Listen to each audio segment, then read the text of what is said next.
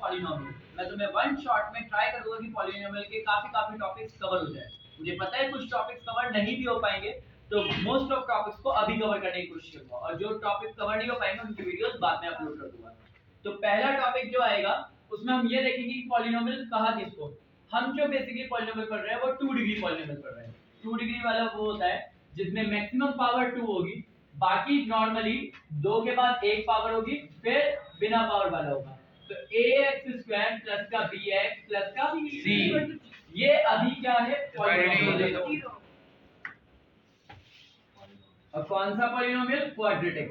Quadratic का मतलब होता है द्विघातीय, जिसकी घात यानी कि जिसकी पावर क्या हो 2। अब आता है क्वाड्रेटिक के बाद लीनियर पॉलिनोमियल भी होता है।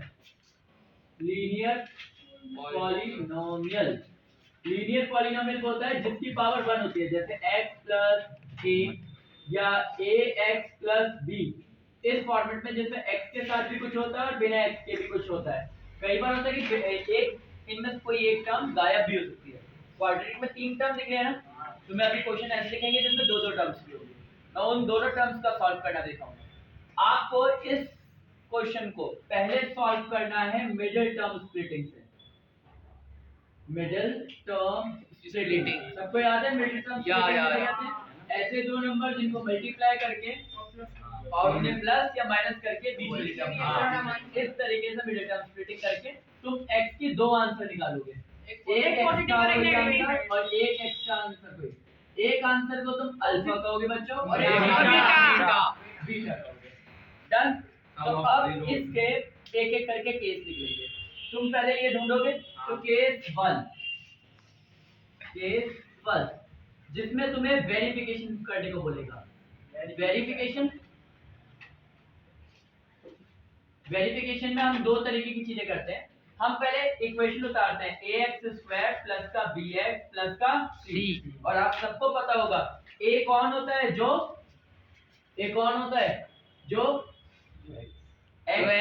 साथ होता है। क्योंकि अभी हंस रहा था, इसका ध्यान यहाँ नहीं था, तो इसी भाई सबको पकड़ा। ये है दिव्यांश, वीडियो में भी घुमा।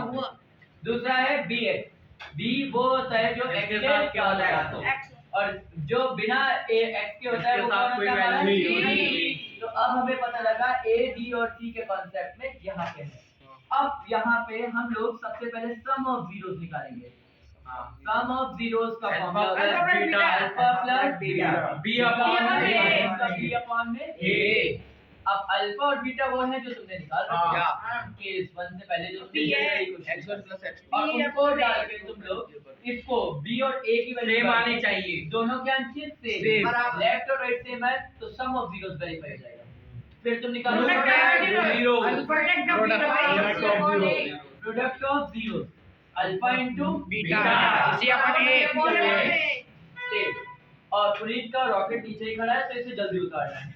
तो अभी रॉकेट लेके ठीक है, आ रहा है। ये भी वीडियो में ही आएगा, इसकी शक्ल दिखा दो। ये वो है रॉकेट वाले वीडियो, यहाँ से जाएंगे। तो अल्फा और बीटा अगर ये दोनों भी आ जाए तो ये वेरीफाई हो जाएगा। एक तरीके का क्वेश्चन ये होगा।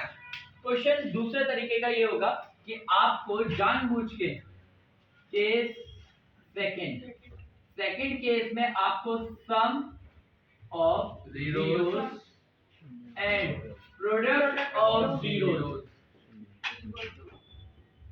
देगा। सम और प्रोडक्ट, सम को s कह दोगे तुम और प्रोडक्ट को p। तो तुम सबसे पहले बच्चों जनरल इक्वेशन लिखोगे। जनरल इक्वेशन क्वाड्रेटिक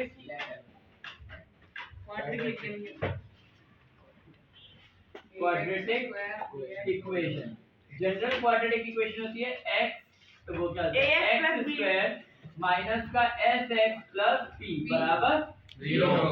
s और p वही है सम और प्रोडक्ट। आप इनकी वैल्यूज को डालोगे, यहाँ पे पुट करोगे बच्चों, और यहाँ पे पुट करने के बाद अगर आपको कुछ भी अपॉन में होगा, कुछ भी यहाँ इसके अपॉन में या फिर इसके अपॉन में जो भी होगा, उन दोनों का मल्टीप्लाई या उन दोनों का कॉमन नंबर, माना दोनों के नीचे 4 है तो आप दोनों को इक्वेशन को 4 से मल्टीप्लाई कर दोगे।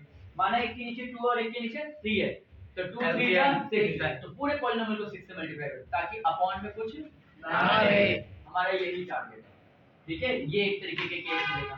एक तरीके का केस ये भी है कि जो केस 1 में मैंने तुम्हें सिखाया ना, चलते हैं वो sum of zero product of zero, ये करने से पहले जो हम अल्फा और बीटा निकालते हैं वो खुद किसी अलग-अलग डिफरेंट इक्वेशन में फंसे होते हैं। तो केस 3, ठीक है, नॉन स्टैंडर्ड इक्वेशन कहते हैं, नॉन स्टैंडर्ड इक्वेशन मतलब जिसमें 3 टर्म होंगी।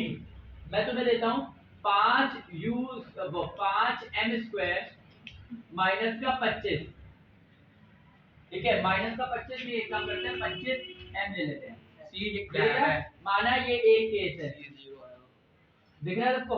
तो इसको सॉल्व कैसे करेंगे? इस केस में यार यहाँ m कॉमन ले लो, प्रोडक्ट वो मिडिल टर्म स्प्लिटिंग तो हो नहीं पाएगा। तो इस केस में हम लोग पहले देखेंगे कुछ कॉमन आ रहा है, 5 पर m 5 भी आ रहा है और m भी आ रहा है, m माइनस 5, क्योंकि 5 कॉमन ले लिया, 5 5 जा 25, तो इक्वल्स टू क्या ले लेंगे 0, 5 m को भी 0 के बराबर और m माइनस 5 को भी 0 बराबर, m की वैल्यू आ गई 0 क्योंकि 5 में उधर जाएगा तो डिवाइड m माइनस m की वैल्यू प्लस का 5 प्लस का 5, एक मान लिया अल्फा और एक मान लिया बीटा। अब तुम सम निकाल लोगे, अब तुम प्रोडक्ट निकाल लोगे, वेरीफाई कर लोगे, मगर एक प्रॉब्लम है, a ये रहा, b ये रहा, c 0 है, अगर c क्या लोगे 0, तभी तुम सम ऑफ प्रोडक्ट में लिखते हुए प्रॉब्लम सॉल्व हो जाएगी तुम्हारी, तुम्हें ज्यादा सोचना नहीं पड़ेगा।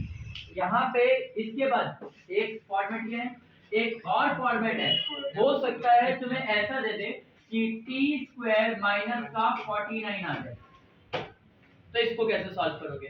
ऐसे क्वेश्चन को सॉल्व करने के लिए तुम डायरेक्टली एक चीज कर सकते हो, t² माइनस, इसमें कुछ कॉमन नहीं है ना, नहीं, और इसमें t भी नहीं है इसके पास, नहीं, तो आप t² माइनस 49 को 0 के बराबर रखो, माइनस का 49 उधर गया तो प्लस, और स्क्वायर आता है तो रूट, t बराबर 7, वो आएगा एक प्लस का 7 और एक माइनस का, अल्फा आ गया प्लस का 7 और बीटा आ गया माइनस का 7।